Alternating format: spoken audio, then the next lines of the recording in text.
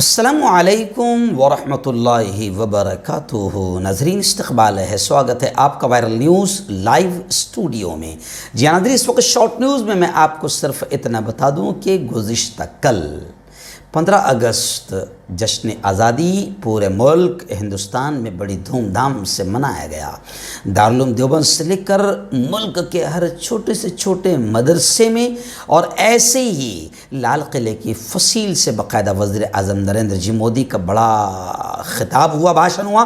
لیکن اس خبر میں آپ کو بتاؤں گا کہ اسلامی ملکوں نے ہندوستان کو گزشتہ کل مبارکباد پیش کی، کیا کہا، اور کون کون سے اسلامک کنٹریز ہیں جنہوں نے پیارے ملک ہندوستان کو جشن آزادی کے موقع پر مبارکباد پیش کی۔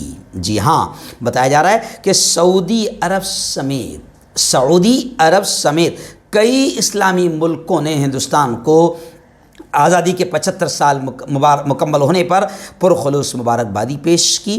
کچھ پیغامات تو جو آئے بڑے حوصلہ دینے والے ہیں اور سوشل میڈیا پر وائرل ہو رہے ہیں۔ آئیے پہلی، سعودی عرب کے شاہ سلمان اور ولی عہد محمد بن سلمان نے ہندوستان کو ڈپلومیٹک کیبل بھیج کر یوم آزادی کی مبارکباد پیش کی۔ شاہ سلمان بن عبدالعزیز نے اپنے مبارکبادی پیغام میں ہندوستان کے پریزیڈنٹ کو بہتر صحت کی دعا اور تمنا بھی کی۔ محمد بن سلمان بن عبدالعزیز نے ہندوستانی نئے ہمارے صدر محترم دروپدی مرمو کو آزادی کی مبارکباد پیش کرتے ہوئے ہندوستان اور ہندوستان کی جنتا کو خوشحالی کی دعا دی۔